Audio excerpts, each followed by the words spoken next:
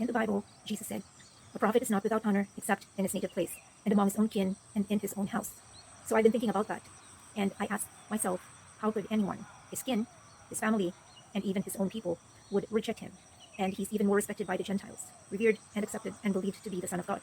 Now, there are other verses in the Bible that I have found which says that even his family and relatives would search for him in order to seize him because they believed that he was a bit crazy. Now, that's another thing to think about.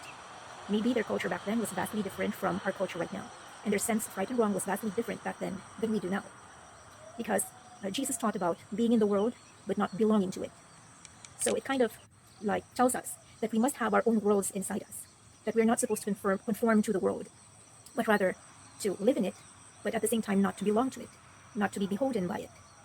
So that's the new culture that Jesus wanted to spread. And it did not sit well with his people. That's why he was rejected. The death penalty was also given to him because he claimed himself as the Messiah. And falsely claiming as the Messiah would warrant the death penalty. So that's one of the things there that's in the story. But sometimes when we do read scripture, we tend to not really understand what's really happening. And we have to keep in mind that back then the culture was different. And because most of us have already lived through somehow the post-Christian era, and we have experienced Christian culture, we somehow take it for granted.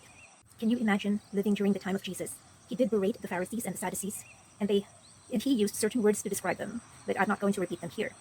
Except that if we put ourselves in his place, then it makes sense. Especially when, even during the Old Testament, God berated the leaders at that time for being false prophets and for misleading his people. So he sent out his true prophets in order to preach against them. Even though Jesus performed miracles and preached with wisdom, they still doubted him, and he was astounded by their lack of faith.